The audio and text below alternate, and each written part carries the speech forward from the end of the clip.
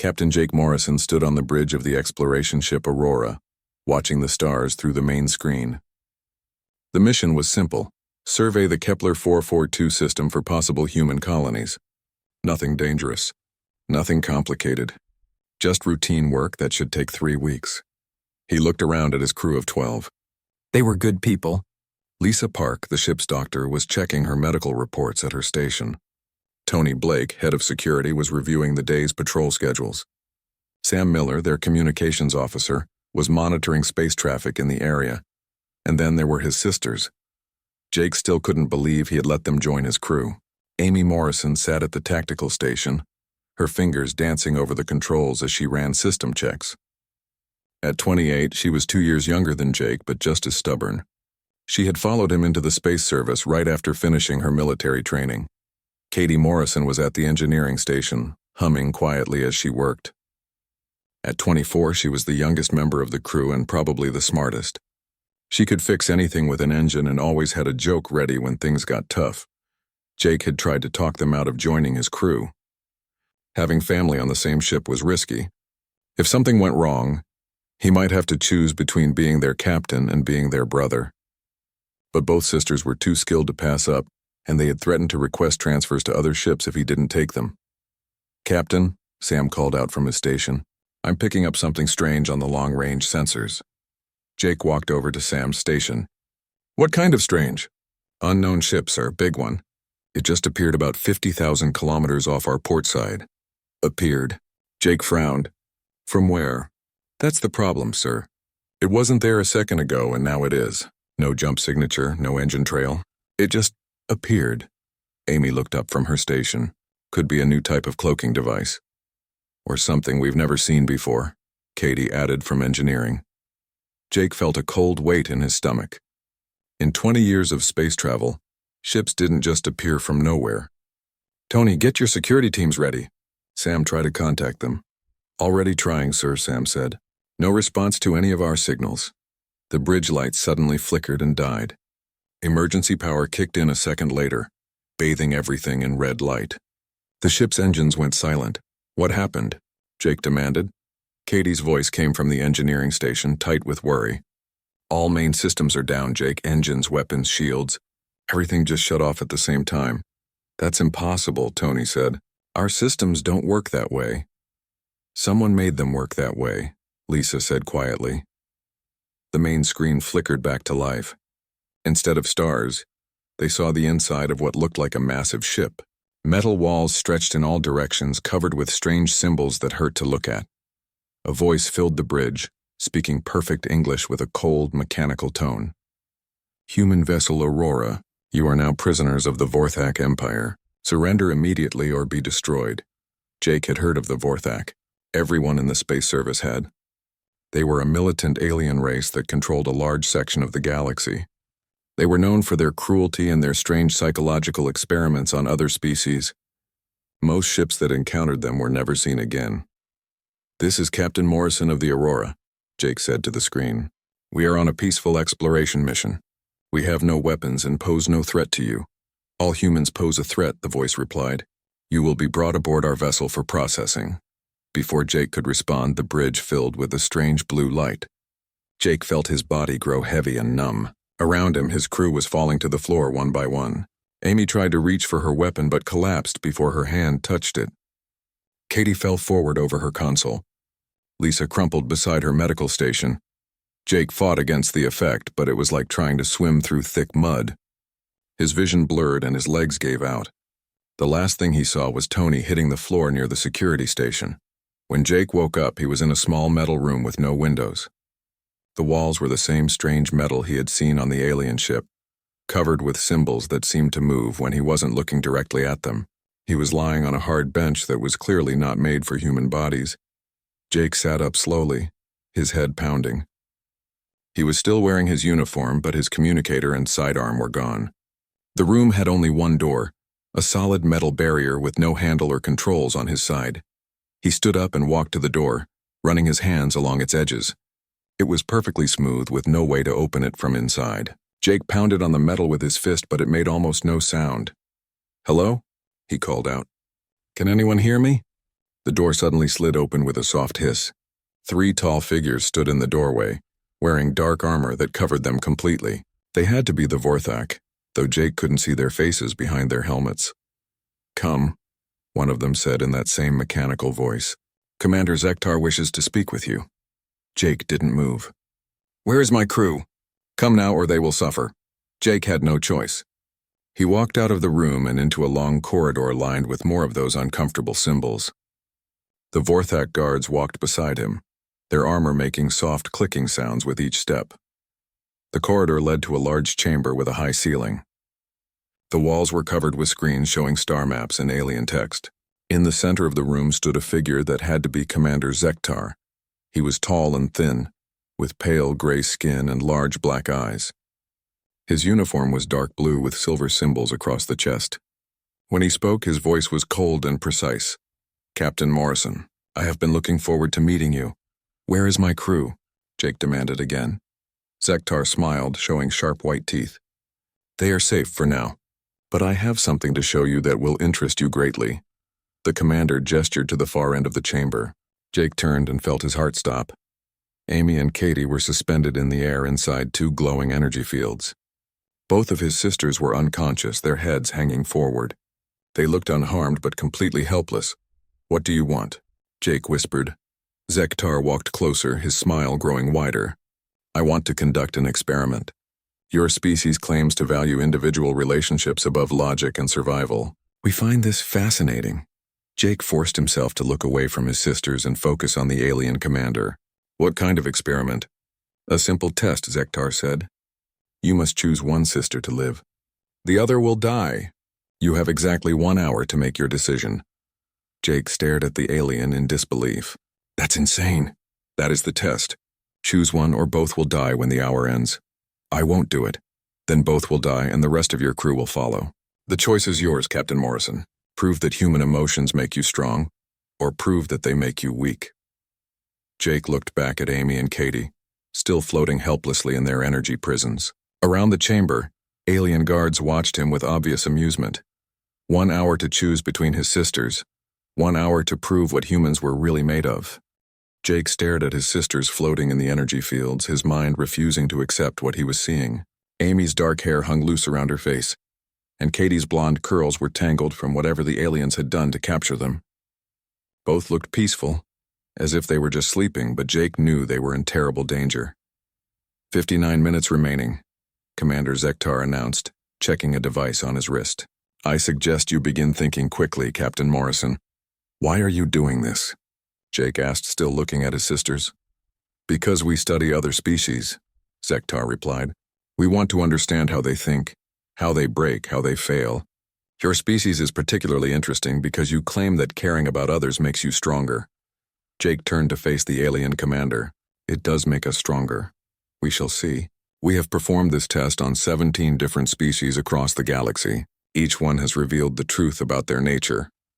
Zektar walked to a large screen on the wall and touched it with one long finger. Images appeared showing different alien races. "The Zilani chose logic over emotion," Zektar continued.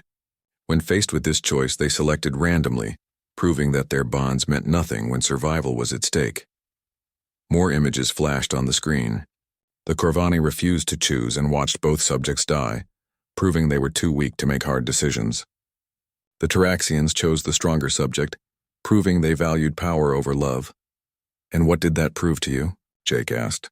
"That emotional attachments are a weakness. That caring about individuals makes a species unfit for survival in a hostile galaxy." Zektar turned back to Jake with that cold smile. "Your turn, human. Show us what your species is really made of." Jake looked around the chamber. The walls were lined with alien guards, all watching him with interest. Some were taking notes on strange devices. Others seemed to be recording everything that happened. "How many humans have you tested?" Jake asked. "You are the first. Your species is new to this part of the galaxy, but your reputation for emotional thinking preceded you. We are very curious to see how you perform." Jake felt a surge of anger. These aliens had grabbed his ship and his crew just to satisfy their twisted curiosity. They thought they could break him by forcing him to choose between the 2 people he loved most in the universe. "What happens after I choose?" Jake asked. "The selected sister will be returned to your ship. The other will be eliminated. You and your remaining crew will be released to carry word of human weakness back to your people. And if I refuse to choose, both sisters die immediately. Your remaining crew will be eliminated one by one until you agree to participate, or until they are all dead. Jake closed his eyes and tried to think. There had to be a way out of this. There was always a way out. He just had to find it. He thought back to his childhood with Amy and Katie. Their parents had died when Jake was 18, Amy was 16, and Katie was 12. Jake had raised his sisters, working multiple jobs to keep them together and get them through school. Amy had always been the responsible one. Even as a teenager, she helped take care of Katie and kept the household running when Jake was working. She followed him into the space service because she said someone had to watch his back. She was calm under pressure and never backed down from a fight. Katie had always been the dreamer. She could take apart any machine and put it back together better than before. She saw possibilities where others saw problems. She joined the space service because she wanted to see the universe and help build humanity's future among the stars. How could he possibly choose between them? 45 minutes remaining, Zektar announced. Jake opened his eyes and looked at the energy fields holding his sisters. He studied them carefully, looking for any weakness or flaw he could exploit. The fields seemed solid, but there had to be some kind of generator powering them. He glanced around the chamber, trying to spot the control systems. The aliens were watching him closely, but they seemed confident that their technology was beyond human understanding. Tell me about the other species you tested, Jake said. How did they react when you first presented the choice? Zektar seemed pleased by the question. Most begged. Some offered themselves in place of the subjects. Others tried to negotiate or bargain. All eventually accepted that they had to choose. Did any of them try to fight? Several. None succeeded. Our technology is far beyond what most species can comprehend. Jake nodded slowly. He was starting to form an idea, but he needed more information. Meanwhile, in the energy fields, Amy began to stir slightly. Her head moved just a little, so small that the aliens didn't notice, but Jake saw it. Amy was waking up. Jake moved closer to the energy fields, pretending to study his sisters more carefully. As he got nearer, he could see that Katie's eyes were moving beneath her closed lids. She was dreaming, or maybe she was also starting to wake up. The fields look very advanced, Jake said to Zektar. How do they work? Energy manipulation beyond your understanding, the commander replied. The subjects are held in complete stasis, unable to move or communicate. They feel no pain, but they are completely helpless. Jake nodded and moved even closer. Amy's eyes opened just a crack, so briefly that Jake almost missed it.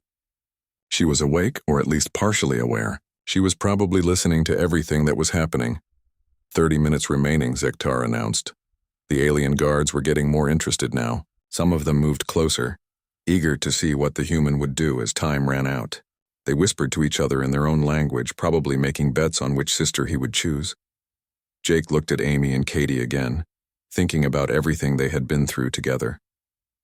The three of them had survived their parents' death, poverty, and the challenges of growing up too fast.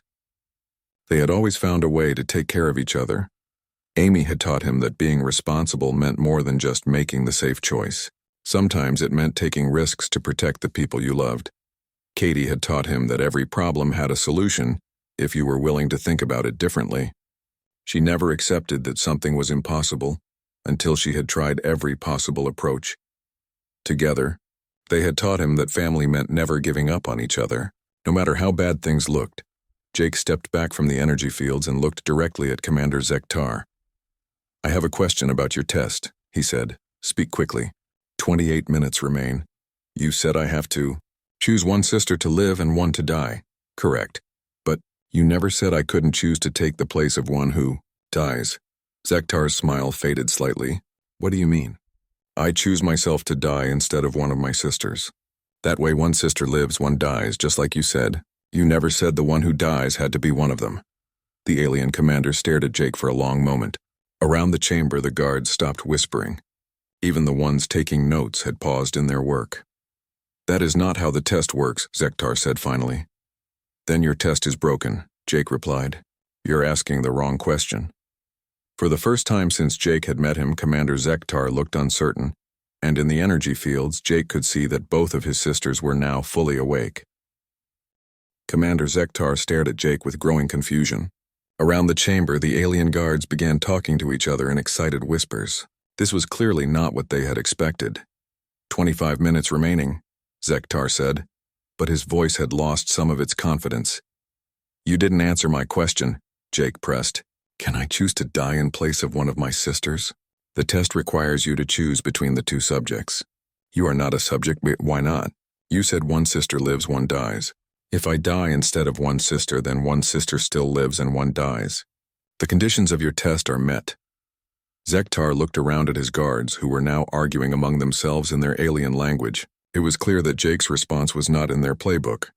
This is not acceptable, Zektar said finally. You must choose between the females. No, Jake said firmly. I choose myself. Unless your test isn't really about choice at all. Maybe it's just about watching people suffer. Our test measures the weakness of emotional bonds, Zektar snapped. Then test mine. My bond with my sisters is so strong that I would rather die than lose either of them. Isn't that exactly what you wanted to measure? Jake could see Amy and Katie listening to every word. Both sisters were now fully conscious inside their energy prisons, though they were being careful not to let the aliens notice. Amy's tactical training had taught her to assess situations before acting. Katie's engineering mind was probably already analyzing the energy field generators. 20 minutes remaining, Zektar announced, but he sounded less certain than before. Jake pressed his advantage. Every other species you tested made the choice you wanted them to make. They accepted your rules and played your game, but you're wrong about humans. We don't just solve problems, we change them. You cannot change the parameters of the test. I just did. You presented me with what you thought was an impossible choice. But it's only impossible if I accept your assumptions. You assumed I would value my own life over my sister's lives. You assumed I would see only two options because that's how your mind works. Jake walked closer to Zektar, making sure his voice carried to every alien in the chamber. But humans don't think like you. We don't accept that caring about people makes us weak. It makes us creative. It makes us find solutions you never imagined. One of the alien guards approached Zektar and spoke rapidly in their language. From the commander's expression, Jake could tell the guard was telling him that this situation was not covered in their protocols. 18 minutes remaining, Zektar said, but now he was looking uncertain. Inside the energy fields, Amy was testing the limits of her movement.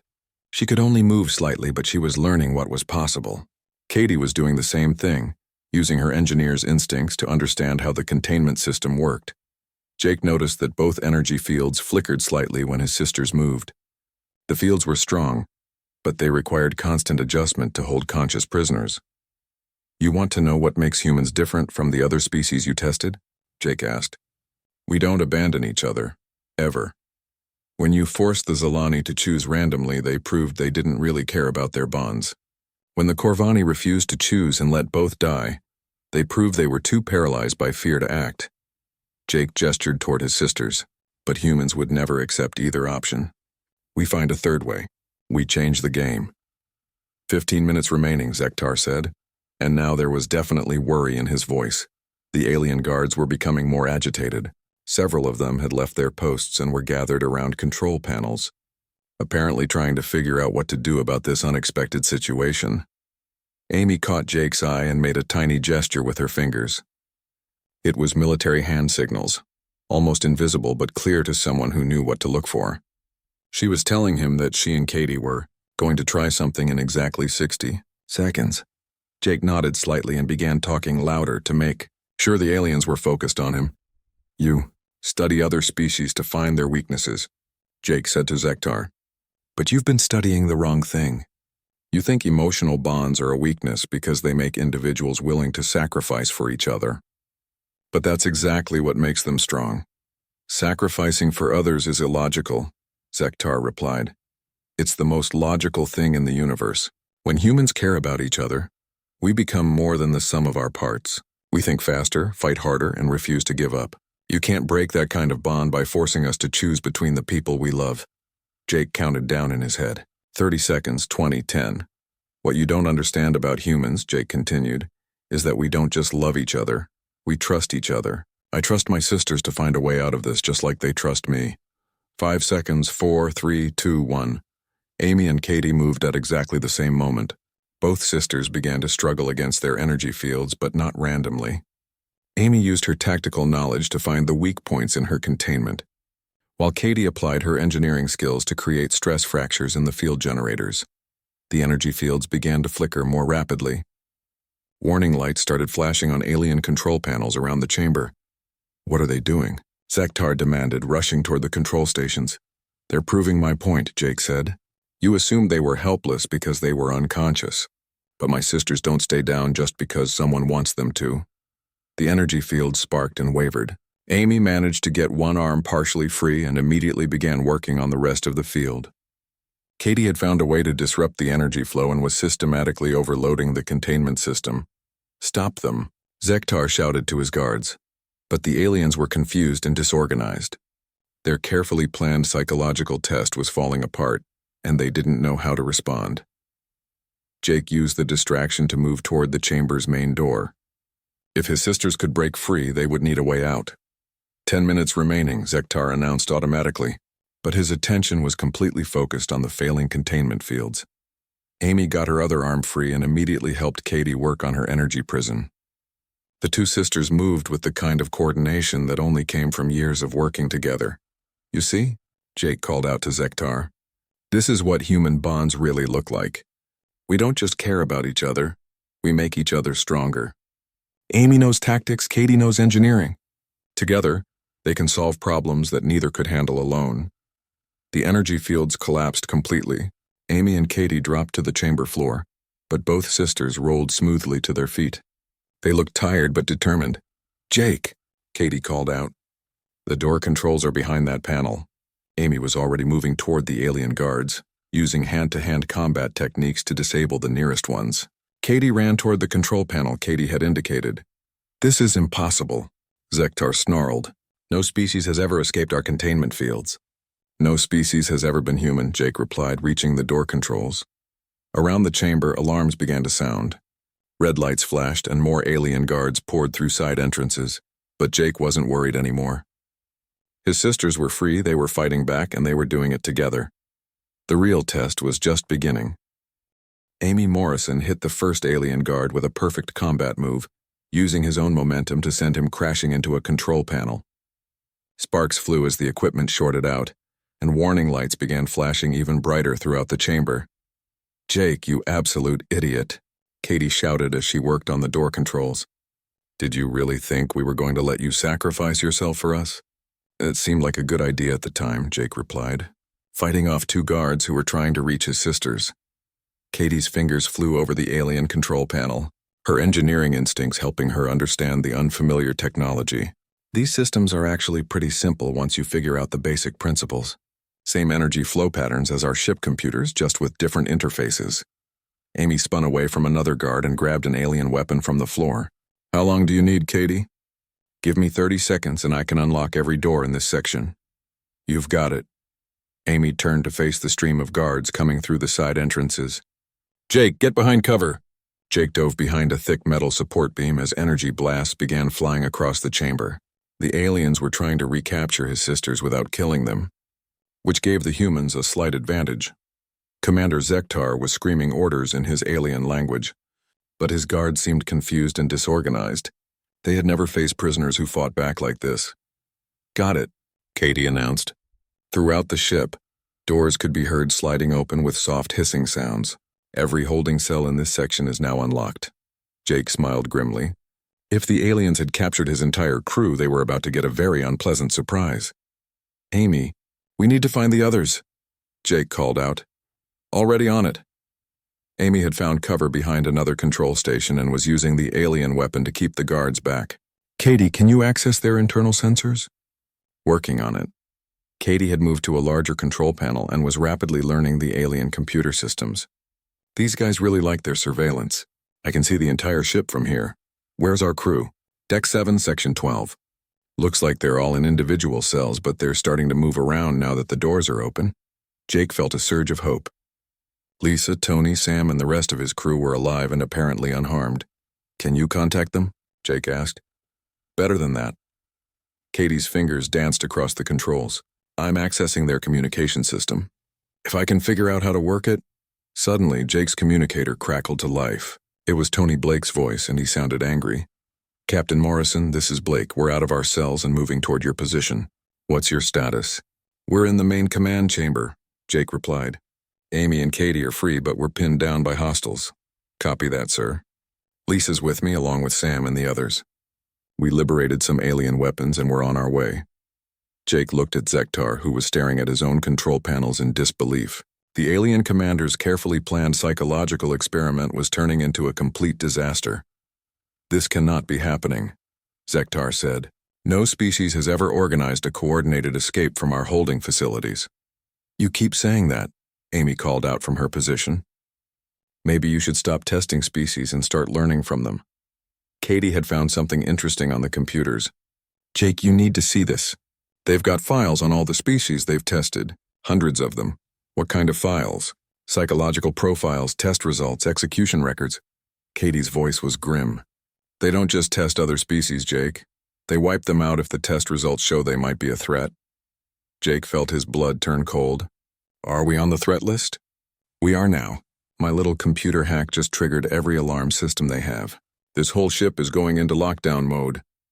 Heavy blast doors began sliding shut throughout the chamber. The alien guards stopped shooting and started retreating toward the main exits. They're sealing us in, Amy observed.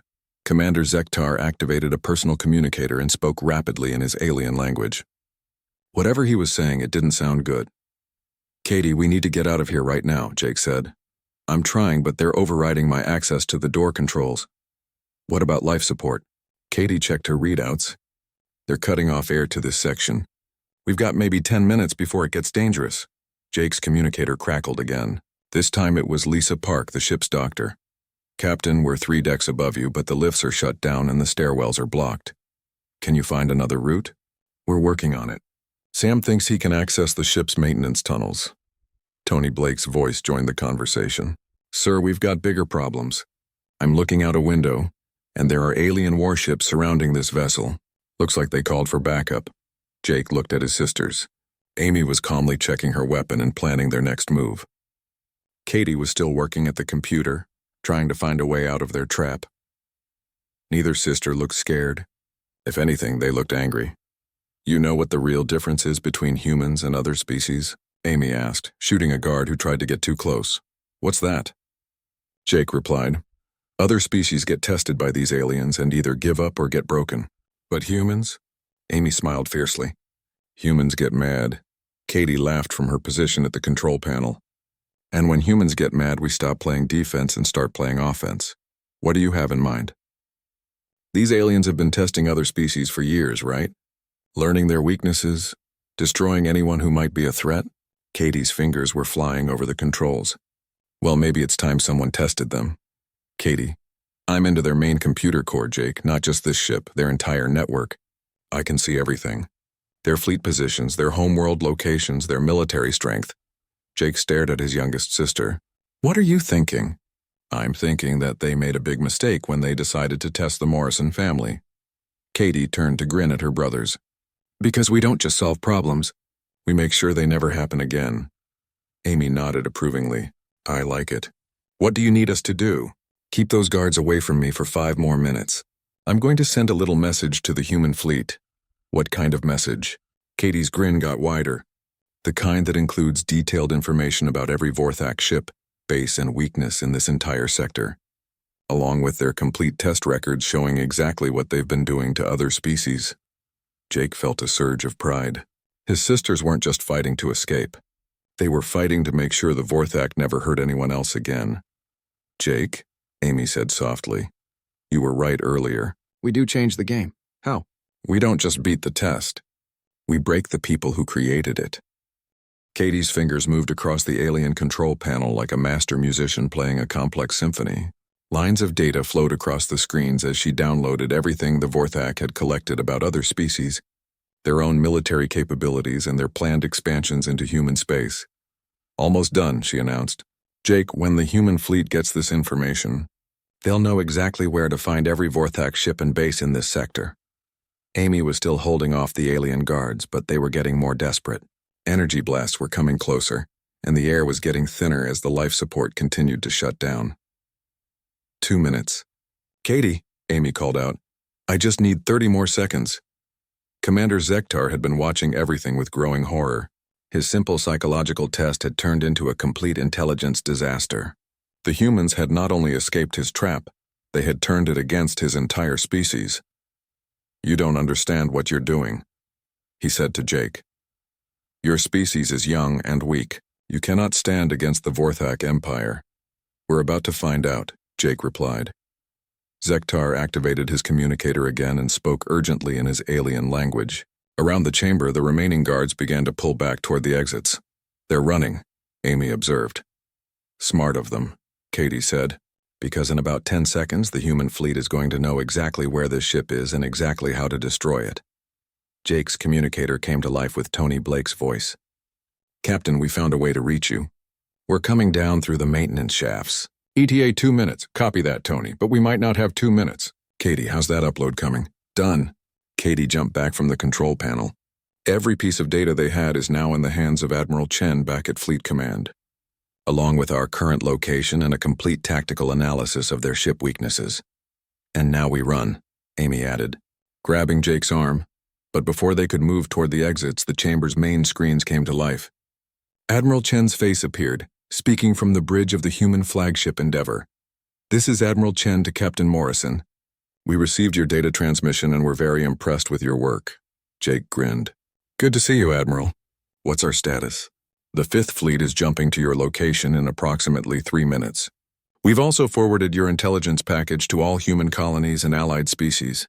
The Vorthak just lost every strategic advantage they had. On the other screens around the chamber, Jake could see Vorthak ships beginning to scatter. Their fleet was breaking apart as panic spread through their ranks. Commander Zektar was staring at the screens in disbelief. This is impossible. We are the Vorthak. We control this sector of space. Not anymore, Jake said. Amy walked over to stand next to Zektar. You made a mistake when you decided to test humans. We don't break under pressure. We find ways to break the people who threaten us. Your test was designed to prove that emotional bonds make species weak, Katie added, joining her siblings. But you got it backwards. Our bonds don't make us weak. They make us unstoppable. Jake looked at the alien commander. Every species you tested before was alone when you captured them. They had to face your choice by themselves. But humans are never really alone. Even when we're separated, we're still connected to each other. That's why your test failed, Amy continued. You thought you could force me to choose between my sisters. But I knew they would never accept that choice. Just like they knew I would never stop fighting to save them. Katie nodded. And while you were focused on your psychological games, we were solving the real problem. How to make sure you never hurt anyone else again. The chamber doors suddenly burst open. Tony Blake led the rest of Jake's crew into the room, all of them armed with alien weapons and looking ready for a fight. Sorry we're late, Captain, Tony said. We stopped to collect some souvenirs. He gestured to the weapons his team was carrying. Lisa Park immediately went to check on Amy and Katie. Are you two hurt? Just angry, Amy replied. Sam Miller was monitoring his communications equipment.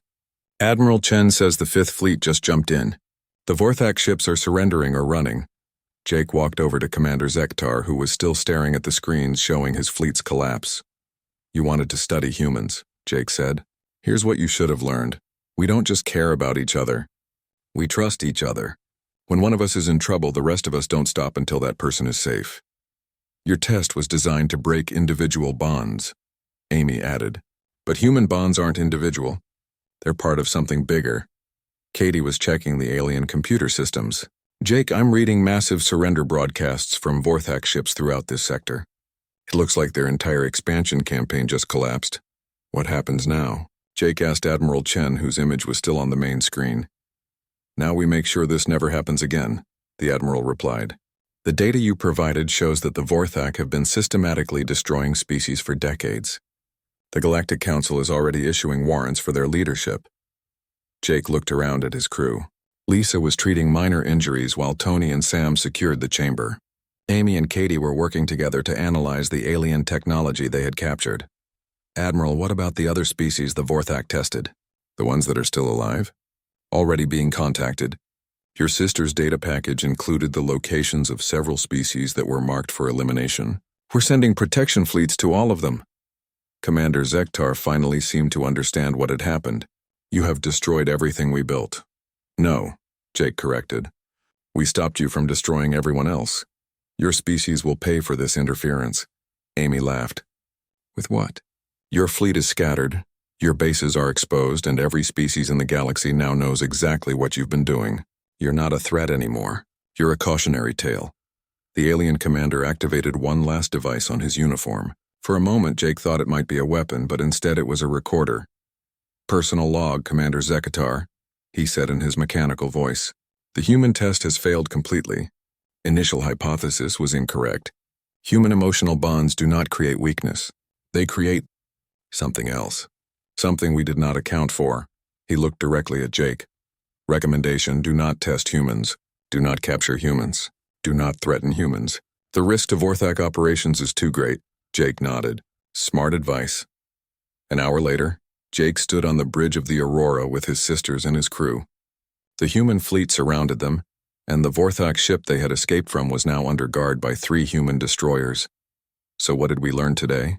Katie asked, settling into her engineering station. That alien psychological tests are really bad, Amy replied from her tactical station. And that nobody threatens the Morrison family without consequences, Jake added. Lisa looked up from her medical reports. I have a question.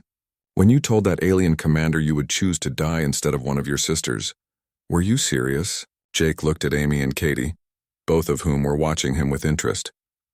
Of course I was serious. That's what family means. We don't abandon each other ever, Amy smiled. And that's why their test was doomed from the start. They thought they could make us choose between the people we love. But they never understood that loving someone means being willing to do anything to protect them, including changing the rules of the game, Katie added. Tony Blake looked up from his security station. Captain, Admiral Chen is requesting a full report on how you managed to turn a psychological test into a complete intelligence coup. Jake sat down in his captain's chair and looked around at his crew. They had all come through the crisis together, supporting each other and refusing to give up. Tell the Admiral we'll have that report ready soon. But the short version is simple. The aliens tested the wrong thing. They thought they were testing our weaknesses, but they accidentally proved our strengths. Which are? Sam asked from his communication station. Jake looked at his sisters, who were both grinning at him. We're human, he said simply. We don't break. We don't abandon each other.